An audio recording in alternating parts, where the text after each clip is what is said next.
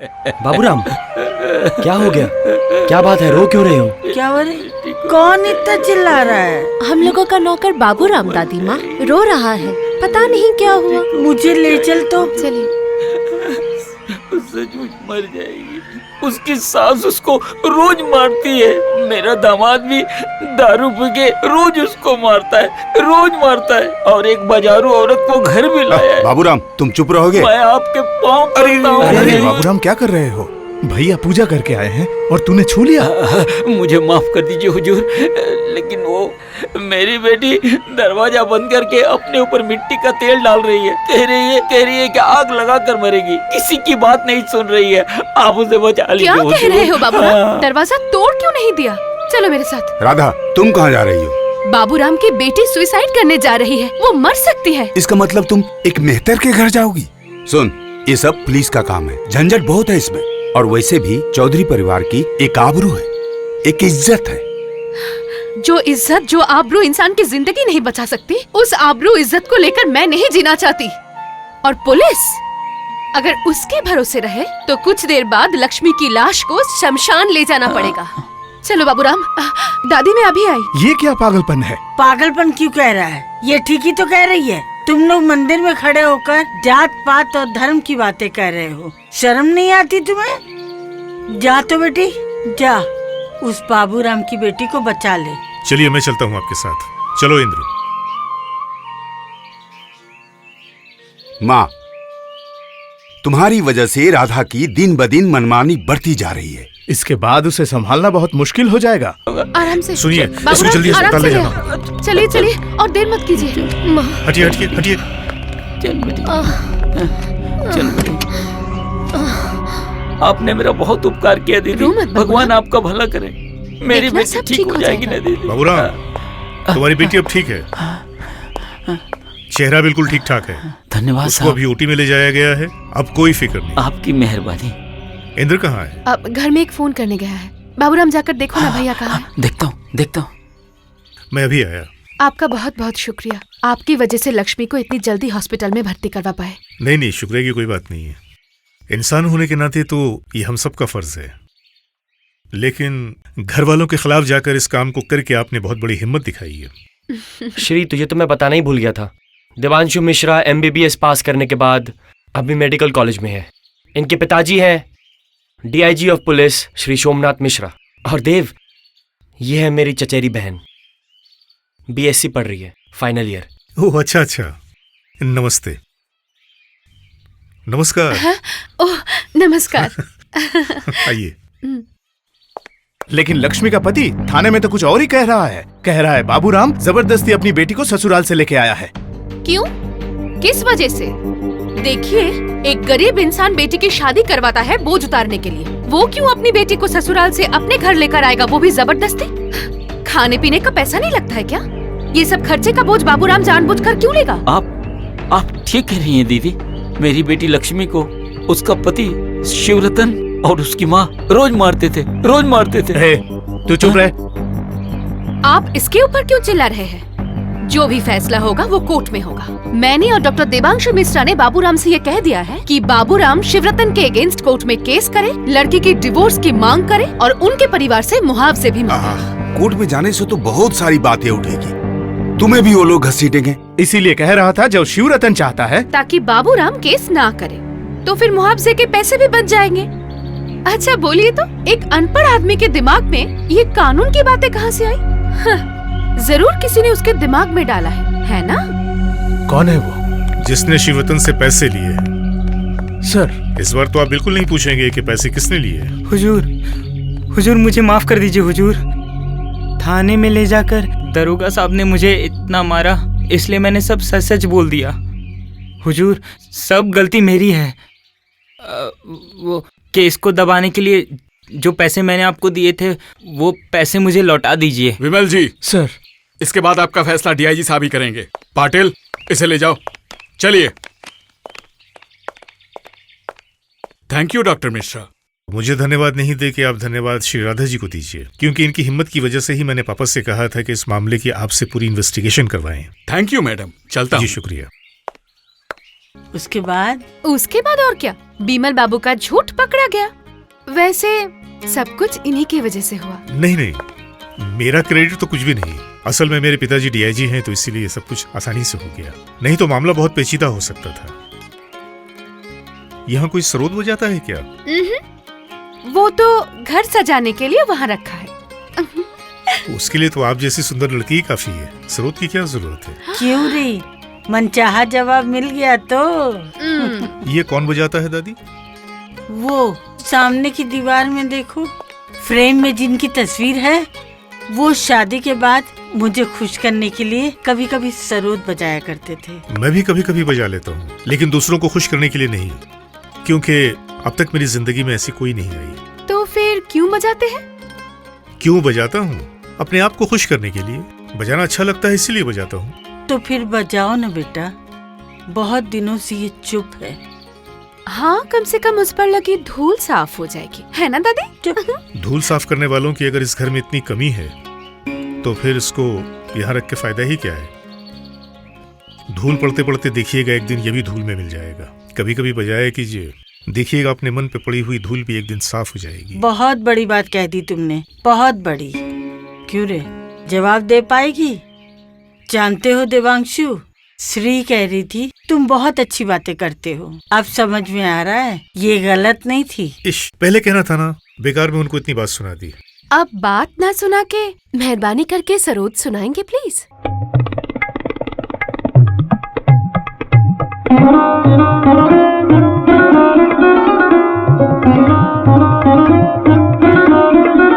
अच्छा, आप में और क्या क्या हुनर है बताइए तो? एक तरफ डॉक्टर, ऊपर से बैडमिंटन खेलते हैं और शरद भी बजाते हैं। क्यों? जो गाता है वो रोता नहीं क्या? हाँ, लेकिन एक चीज मैं नहीं जानता मैडम, झूठ बोलना। तो फिर एक सच बताओ बेटा, हमारा परिवार तुम्हें कैसा लगा? बहुत अच्छा दादी माँ। असल में हमारा परिवार बहुत छोटा है, पापा और मैं, कोई भाई बहन भी नहीं। इसलिए आपके यहाँ आकर इतने लोगों के बीच में बहुत अच्छा लगता है। और आपकी माँ? पिछले साल गुजर गई कैंसर से। ओह, अब ऐसा लगता है इंद्र से पहले अगर मुलाकात हो जाती और पहले ही अगर आपके घर आ सकता तो कितना अच्छा होता। अभी भी देर नहीं हुई है, आया करो कभी कभी, तुम्हें भी अच्छा लगेगा और मुझे सरोद सुनाने से मुझे भी अच्छा लगेगा। और साथ ही साथ तुम्हारे और श्री की बहसबाजी भी चलेगी। फिलहाल तो ये पॉसिबल नहीं है दादी माँ। क्यों? ये तो परसों लंदन चला जा रहा है, उसके बाद लौटेगा कि नहीं ये तो यही जानता है। नहीं नहीं, वापस तो आना ही है, आना ही होगा, क्योंकि माँ से किया वादा तो मुझे पूरा करना ही पड़ेगा। कैसा वादा?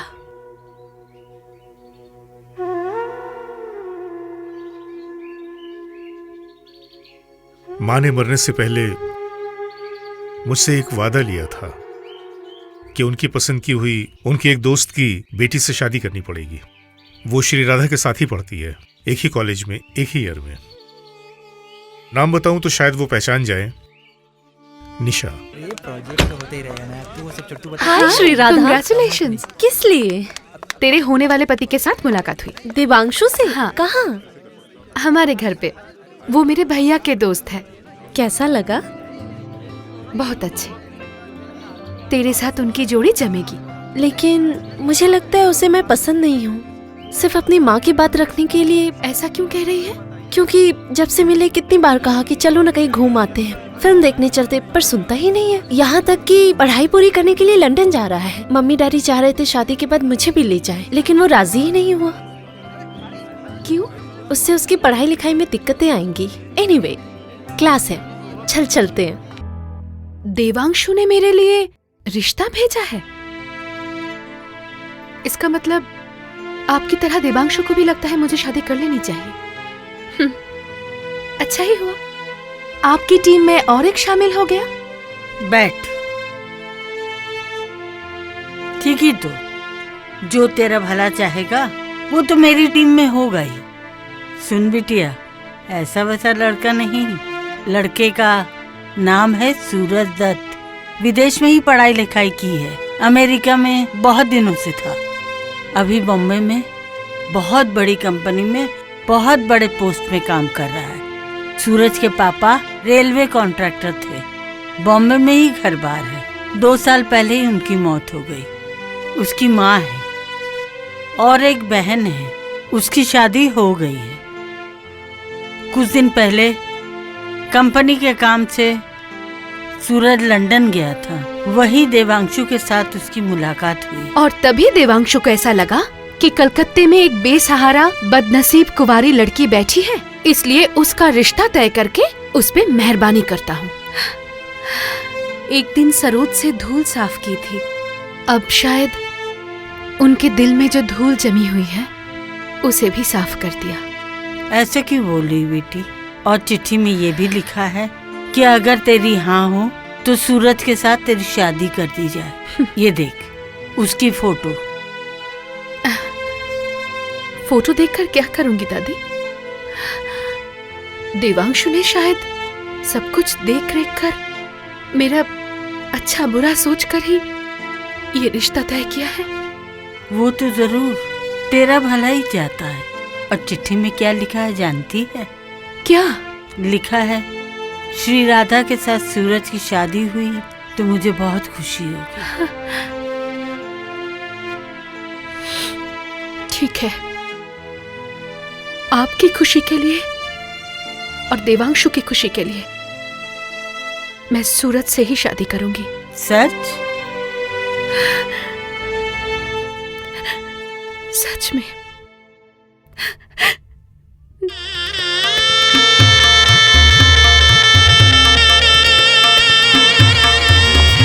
श्री राधा, इसे तो तुम जानती हो, पता है ना, इसी ने हमारे बीच रिश्ता जोड़ा है। पता है, इनके जैसा दूसरों की मदद करने वाला इंसान है कहाँ? चलिए, आपने कबूल तो किया, मुबारक हो। आपकी शादीशुदा जिंदगी बहुत ही खुशगवार हो, यही मेरी कामना है। Thank you. आई जब तब शादी में क्यों नहीं आए?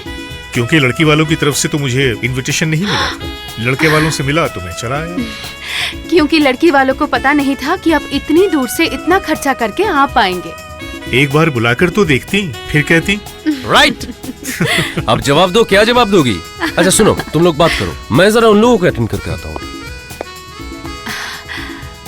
आपकी पसंद की लड़की से ही मैंने शादी की, आप खुश है ना?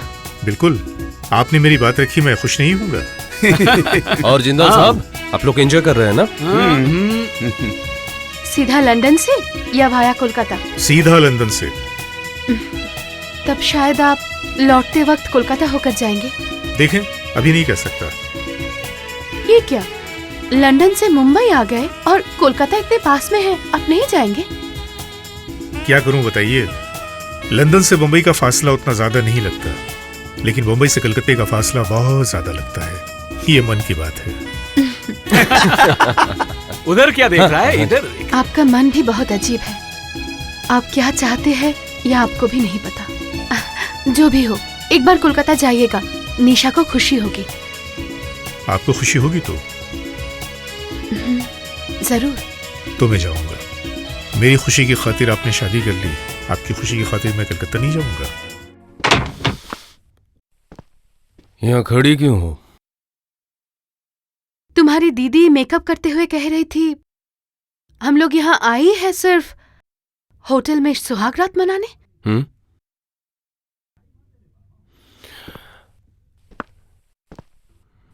हाँ, सही कहा। ये सब मुझसे पहले क्यों नहीं कहा गया?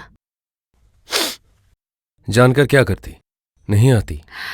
नहीं, ऐसी बात नहीं है, लेकिन मुझे पता तो होता मैं क्यों यहाँ आई हूँ। अब तो जान गई हो, तो फिर कुछ मंत्र एक साथ पढ़ने से ही कोई किसी की संपत्ति नहीं बन जाती। तो फिर कैसे संपत्ति बनती है? पहले तो लड़कियां कभी किसी की संपत्ति नहीं होती।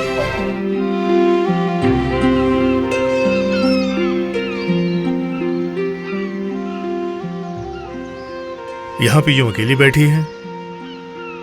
समुंदर देख रही हूँ। इसके पहले नहीं देखा? पूरी का समुंदर देखा है, मुंबई का नहीं। फर्क है कुछ? बहुत। किसका, पानी का या लहरों का? देखने का। किसके साथ समुंदर देख रही हूँ इसके ऊपर निर्भर करता है कि समुंदर अच्छा है या नहीं। अच्छा,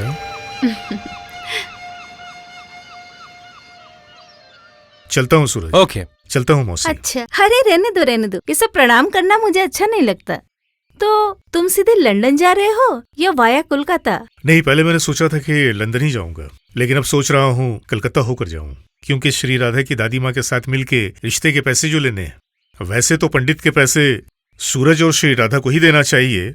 दूंगा वक्त आने पर। पहले देखूं तूने जो मुझे दिया वो कितना कीमती है। देखूं श्री राधा को पाकर मैं धन्य हूं कि नहीं। चलो ठीक है, जांच कर देख लेना। बाय। चलता हूँ श्री राधा। चल मैं तुझे छोड़ देता हूँ। ये तो क्या कह रहा है? दादी चेयर से गिर गई है। हार्ट अटैक हुआ है। मुझे देखना चाहती है। हाँ, मैं जरूर आऊंगी मैं। हाँ, आज की फ्लाइट से ही आती हूँ।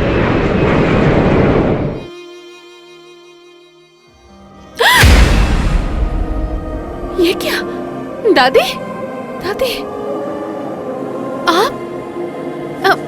आप इस हालत में यहाँ क्यों आ गए?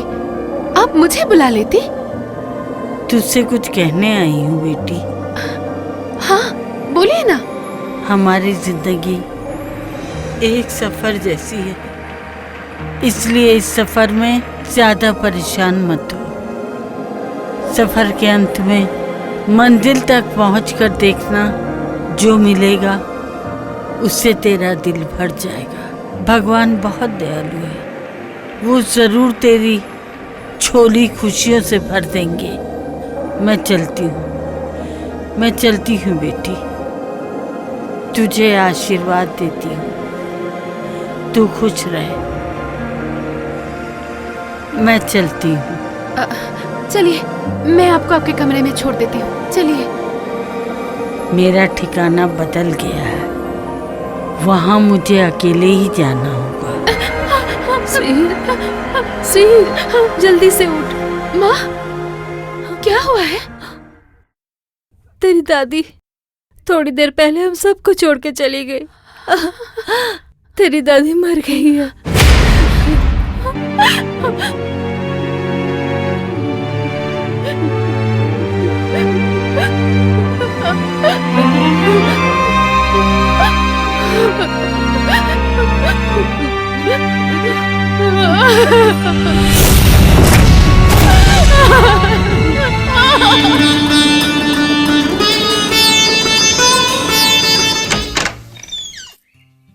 मामी जी, आइए।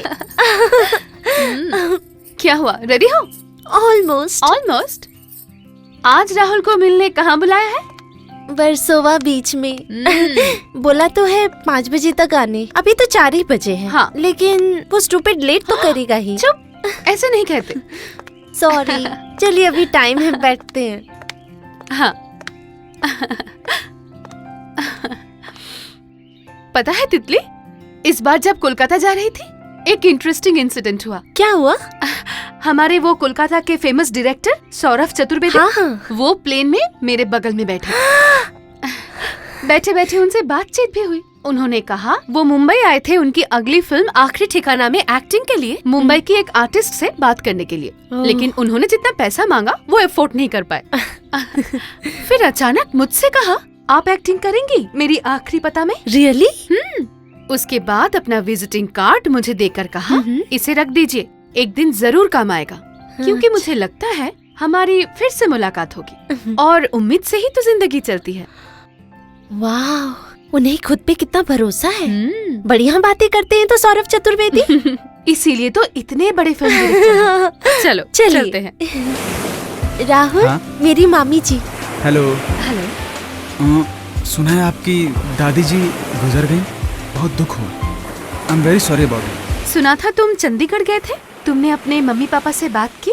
हाँ मम्मी, मेरे मम्मी पापा ने कहा है कि तितली के मम्मी पापा अगर राजी हैं तो फिर शादी बहुत धूमधाम से होगी, और अगर राजी नहीं हुए तो मैं कुछ नहीं कर सकता।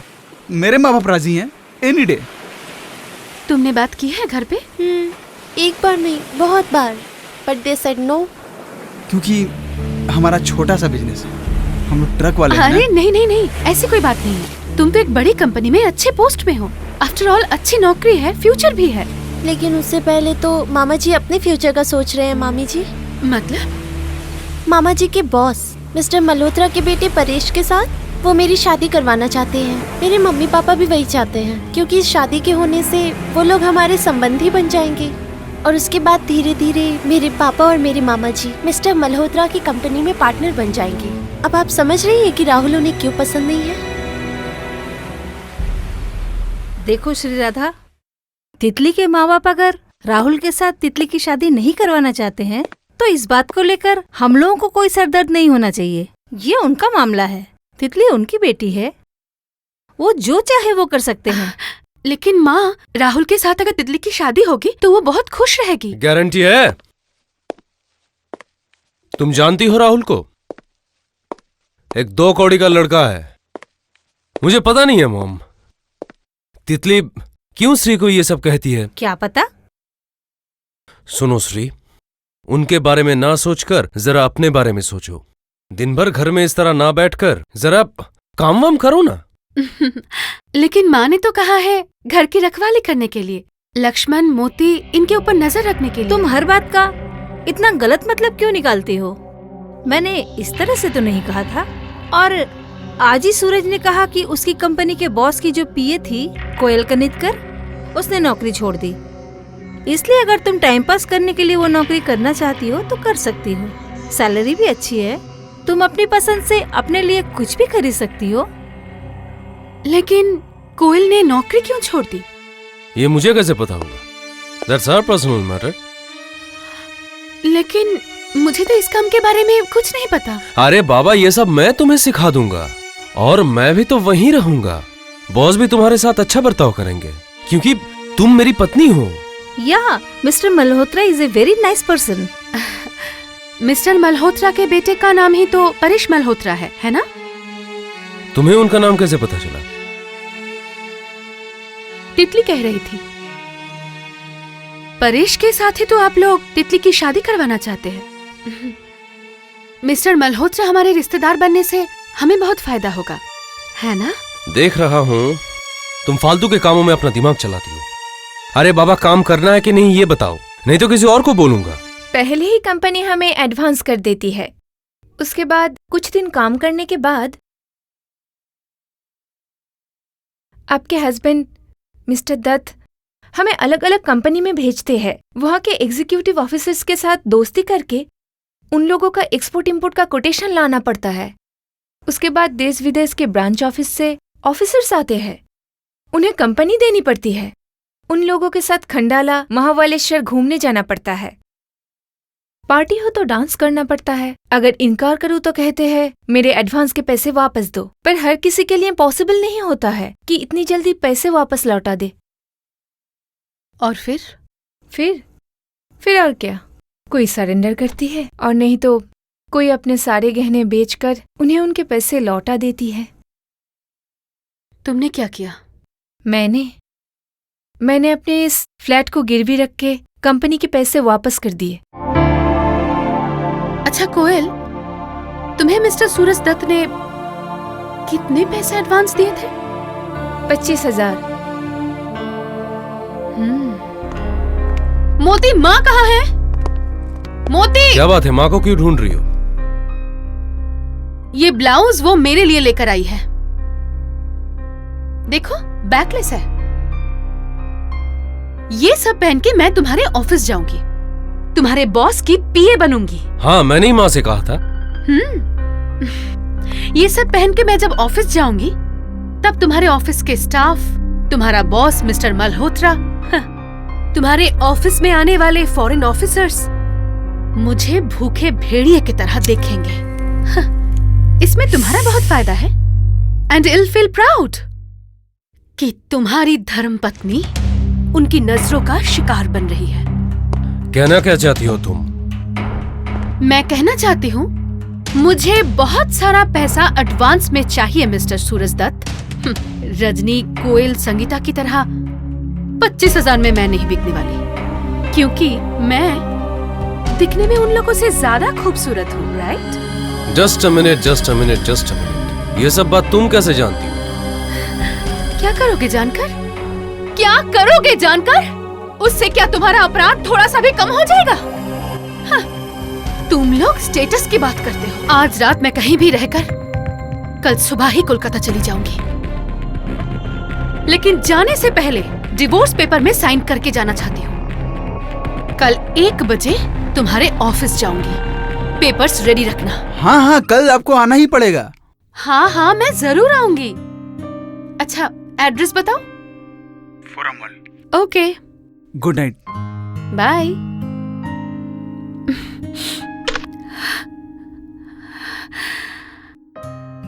देखो कोयल, कितनी अजीब बात है। कल मैं डिवोर्स पेपर में साइन करूंगी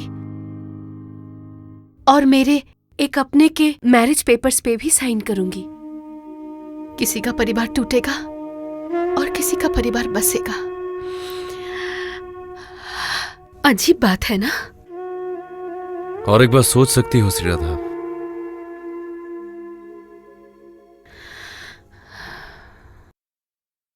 इससे ज्यादा अगर मैं सोचती तो तुम्हें कोर्ट तक घसीटती।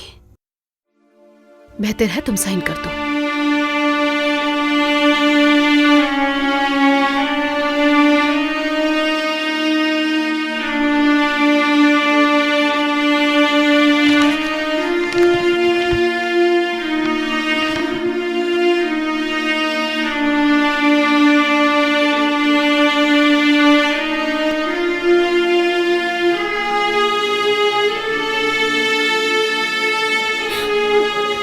मामी जी, आपकी जिंदगी में ऐसी घटना घट गई कि आज मेरी इस खुशी के दिन में आपकी आंखों में आंसू देखने पड़ रहे हैं। देखो इस पगली को।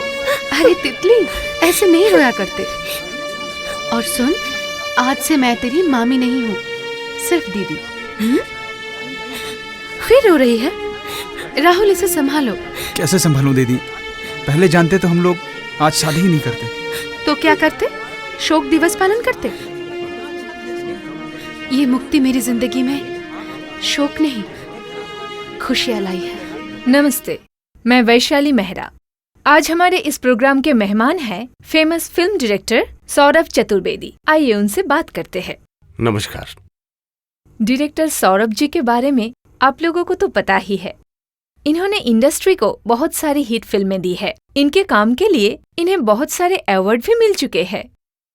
अच्छा सौरभ जी, आप सिर्फ औरतों के दुख, दर्द और तकलीफ के ऊपर ही फिल्में बनाते हैं, ऐसा क्यों? औरतों के बारे में अगर मर्द नहीं सोचेंगे तो कौन सोचेगा? औरतों की सारी परेशानियों की जड़ हम मर्द ही तो हैं। सौरभ जी, आपकी फिल्म परछाई तो जल्द ही रिलीज होने वाली है। इसके बाद आपकी अगली फिल्म क्या होगी? मेरी अगली फिल्म का नाम है आखिरी ठिकाना, जिसके लिए मैं एक नई हीरोइन की तलाश में हूँ। मुझे नहीं मालूम कि आखिरकार वो मिलेगी या नहीं, और इसलिए मुंबई गया था वहां की एक हीरोइन से बात करने के लिए। पर उन्होंने जो फीस मांगी उससे तो पूरी एक फिल्म बन सकती है। इसलिए निराश होकर जब मैं वापस लौट रहा था, तब प्लेन में मेरी बगल वाली सीट पर एक महिला बैठी थी, जिन्हें देखकर ही लगा, अरे यही तो है मेरी अगली फिल्म की हीरोइन नंदिनी। उसके बाद फटाफट मैंने उन्हें अपनी फिल्म में काम करने के लिए ऑफर दिया, लेकिन उन्होंने मना कर दिया। लेकिन मैं आशावादी हूँ, उन्हें मैंने अपना विजिटिंग कार्ड दिया है और मुझे पूरी उम्मीद है कि श्री राधा दत्त एक दिन ये रोल करने के लिए जरूर मान जाएंगी। भैया,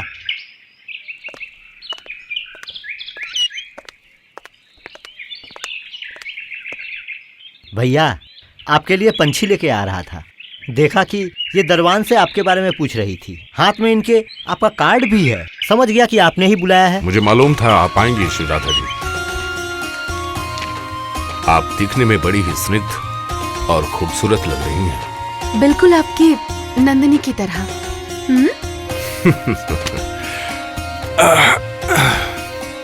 वैसे मैं तो आपको आईने में देख रहा था, पर आपने मेरे दिल की बात कैसे जान ली? वैसे मैं फिल्मों के हीरोइन की तरह नहीं कहूंगी कि मेरे दिल के आईने से आपके दिल को देख लिया। एक्चुअली कल टीवी में आपका इंटरव्यू देखा, वहीं से मुझे पता चला आपकी दिल की बात। बहुत खूब। इसका मतलब टीवी ने मेरा काम कर दिया। Thanks to TV. आइए लेकिन उससे पहले मुझे ये बताइए, मैं क्या आपकी नंदिनी बनने के लिए पैदा हुई हूँ? अगर मैं कहूं कि मेरी नंदिनी आपके लिए ही पैदा हुई है, मेरी कल्पना की गर्भ से। Very interesting. कि मैं आखिरी ठिकाना के लिए नहीं बनी हूँ, नहीं, बल्कि आखिरी ठिकाना बनी है मेरे लिए। दीदी। और 15 मिनट विनय, बस हो गया है। शॉट रेडी है? नहीं दीदी, आपको बुलाने नहीं आया।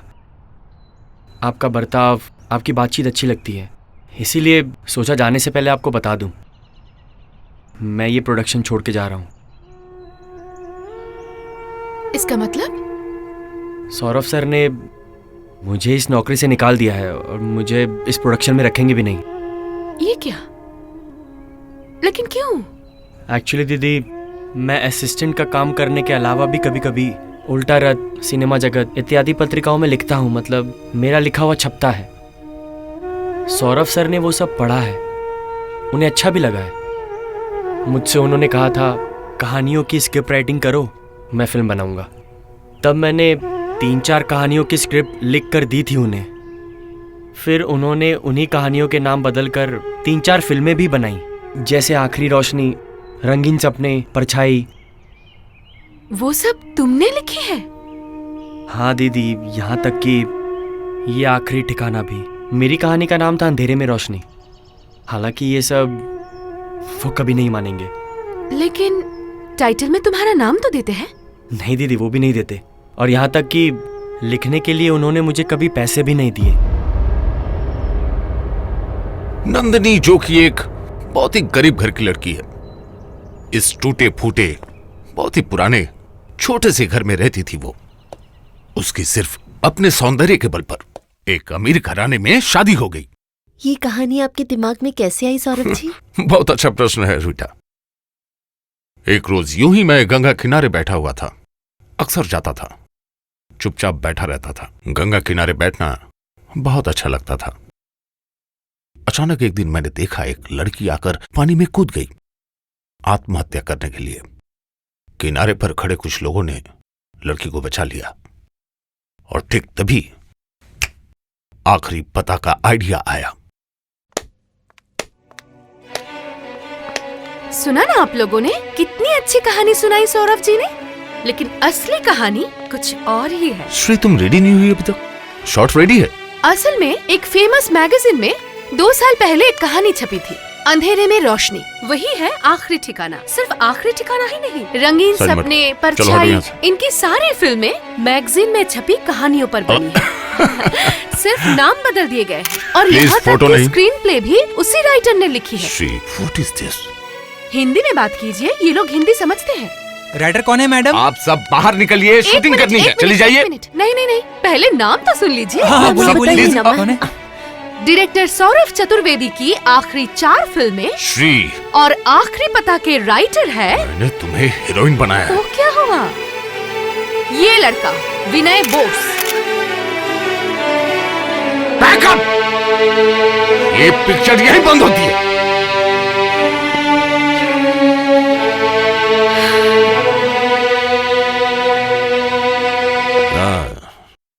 श्राद्धा मेरे जीवन की पनौती है नवीन बाबू। जो लड़कियां मामूली बात पर अपने पति का घर छोड़ देती हैं, उनके साथ परिवार नहीं बसाया जाता। आपने परिवार बसाया ही कहाँ? श्रीराधा के साथ आपको पहले ही वो काम कर लेना चाहिए था। 2-4 दिन के लिए उसे अपने बेडरूम में बुला लेते। आपके खिलाफ बोलने की हिम्मत ही नहीं होती। सही कहा आपने, बिल्कुल सही कहा, एकदम परफेक्ट। हर बात पर लफड़ा। अब हमेशा के लिए उसका मुंह बंद कर दूंगा। कैसे कीजिएगा? आप अगर उसके साथ फिल्म नहीं बनाएंगे तो आपको मौका मिलेगा कैसे? इसलिए मैं एक बात कहता हूँ, इस बार गुस्सा थूक दीजिए। मैं आपकी भलाई के लिए बोल रहा हूँ। क्या रहे हैं आप?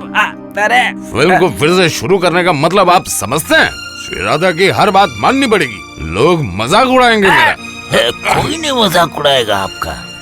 विनय को मैं संभाल लूंगा। मैं विनय को बोलूंगा कि मेरी अगली फिल्म के डायरेक्टर हो तुम। मुझे छोड़कर? अरे ये बात की बात है। इसी लालच में वो सबसे झूठ कहेगा। अरे इसको कहते हैं मैनिपुलेशन। असिस्टेंट डायरेक्टर को डायरेक्टर बनने का सपना दिखाना। बढ़िया। तो फिर मैं फिल्म शुरू करूंगा। Very good. मैं 20 के लिए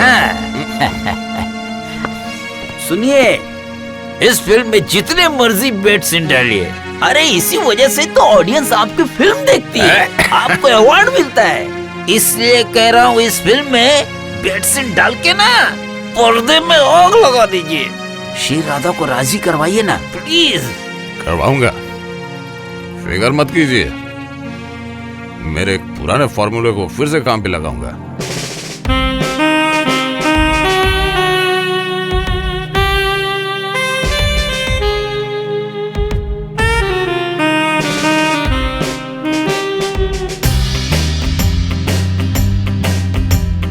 कोई नहीं यहाँ वहाँ, बस तेरे मेरे से बस समय है बीता जाए। कोई नहीं यहाँ वहाँ, बस तेरे मेरे से बस समय है बीता जाए। आज मैं सारी रात रहूंगी तेरे साथ, आज मैं सारी रात रहूंगी तेरे साथ। सुन तो ये दिल क्या चाहे।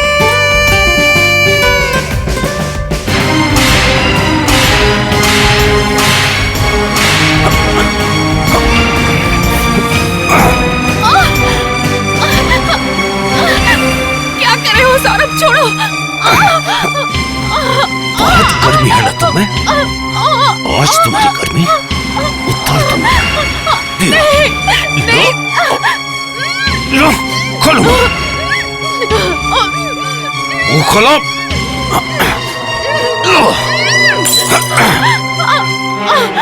सौरभ छोड़ो मुझे। आज तुम्हारी सारी गर्मी उतार दूंगा। छोड़ो मुझे प्लीज।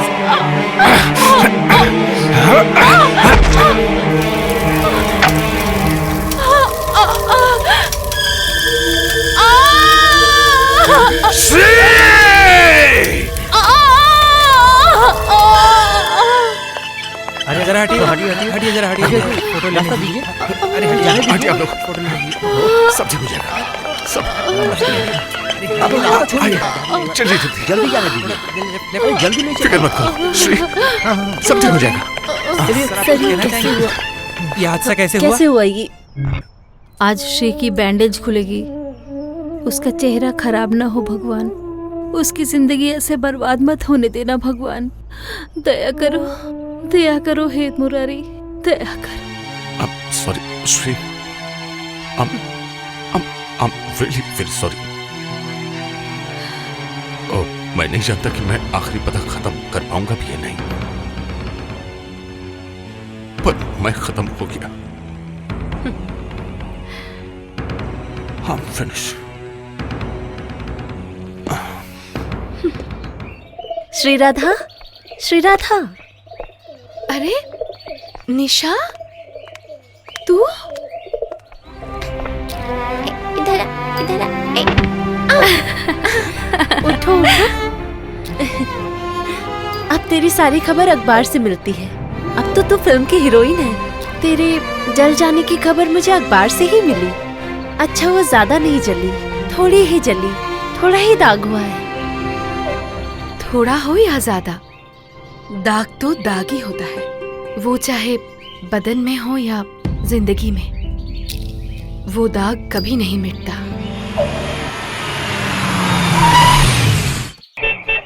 वो आ गए। उनके हॉर्न बजाने के स्टाइल से ही पता चल जाता है। देखना, मुझसे अलग ज्यादा देर रह ही नहीं पाते।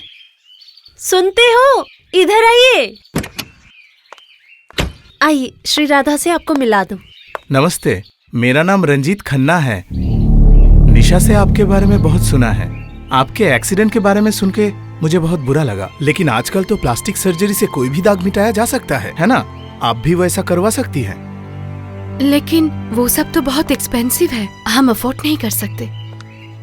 और फिर वो सब करने की कोई इच्छा भी नहीं है मुझे। ये क्या?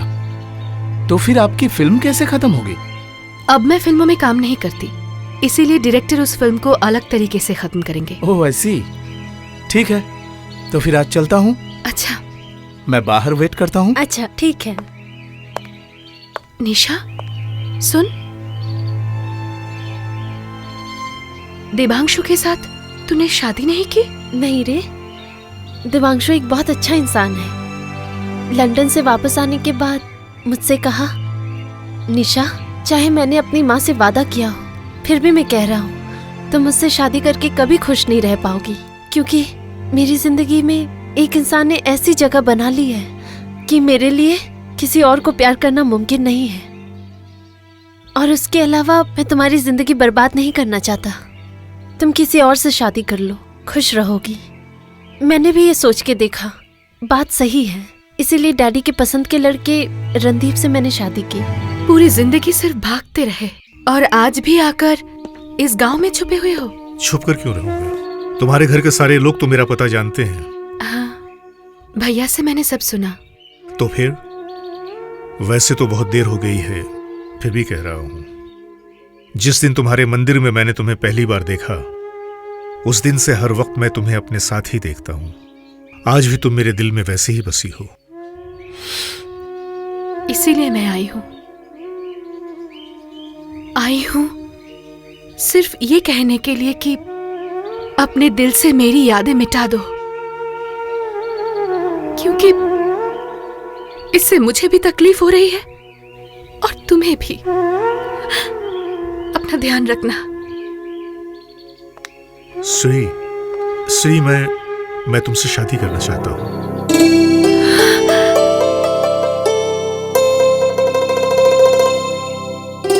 सिर्फ धर्मपत्नी के नाते नहीं, इस आश्रम के काम में मेरी सहयोगी के नाते भी पाना चाहता हूं। Very interesting. सच में मम्मा, तुम्हारी जिंदगी में इतनी सारी घटनाएं, इतने इंसिडेंट सोचने में भी अजीब लगता है। कितने ठिकाने बदलते बदलते आखिर तुमने अपना ठिकाना ढूंढ ही लिया। हाँ, ये सब कुछ हुआ है तेरे पापा की वजह से। तेरे पापा चाहते थे तू डॉक्टर बने और तूने उनकी इच्छा पूरी भी की। सच में बेटी, तुझे लेकर हम सब खुश हैं। इससे मेरा कौन सा फायदा हो रहा है, जरा सुनो। हाँ? दिन रात मम्मी के साथ गप करने के सिवा तू मेरा भी कोई काम करती है, मुझे तो ऐसा नहीं लगता। पापा, आप मुझे बेकार में डांट रहे हैं। मेरा नाम शुभम वर्मा है। हाँ, कहिए। मैं एक डॉक्टर हूँ। 2 साल पहले मेडिकल कॉलेज से पास करने के बाद कोलकाता में प्रैक्टिस कर रहा हूँ। आप लोग के यहाँ से मुझे एक खत मिला है कि आप लोगों के आश्रम के लिए एक डॉक्टर चाहिए। डॉक्टर चाहिए? हाँ। खत मिला है? हाँ। कहाँ खत है, दिखाओ।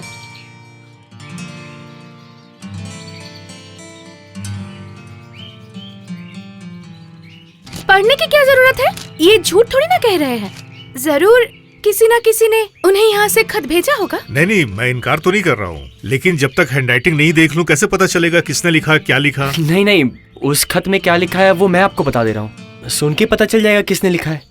मतलब डॉक्टर देवांशु मिश्रा और श्री राधा मिश्रा की उम्र हो गई है। वो और पहले की तरह मेहनत नहीं कर पा रहे हैं। उन्हें अब आराम करने की जरूरत है या फिर उन्हें तीर्थ स्थान जाना चाहिए। इसलिए आपके इस आश्रम के लिए एक यंग, एनर्जेटिक, हैंडसम डॉक्टर की जरूरत है। हैंडसम?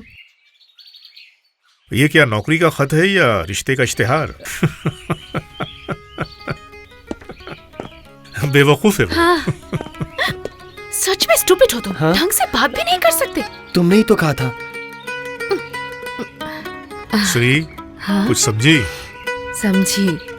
तुमने और मैंने जो करने में, समझने में बहुत वक्त लगाया, पर देवी ने उसमें वक्त बर्बाद नहीं किया। एग्जैक्टली मम्मा, इस जनरेशन के बच्चे टाइम से पहले सब कुछ सोच लेते हैं। शुभम, तुम और ये इस आश्रम की जिम्मेदारी उठा सकोगे तो? इसलिए तो आया हूँ। और देवी की देखभाल ऑलरेडी कर रहा हूँ। मेडिकल कॉलेज में जब हम एक साथ पढ़ते थे तभी इसका वादा कर दिया था। सिर्फ इस खत का इंतजार कर रहा था और अब सिर्फ आपके आशीर्वाद की जरूरत है। अरे क्या कर रहे हो? मम्मा, तुम खुश हो ना? बहुत खुश हूँ बेटा। दादी ने सच ही कहा था, भगवान बहुत दयालु है। आखिर में वो झोली भर ही देते हैं। माँ बाप की खुशी, सुख, शांति, आनंद सब कुछ जिंदा रहता है अपने बच्चों में। स्वर्ग नर्क नहीं, अपने बच्चों में ही इंसान ढूंढते हैं अपना आखिरी ठिकाना।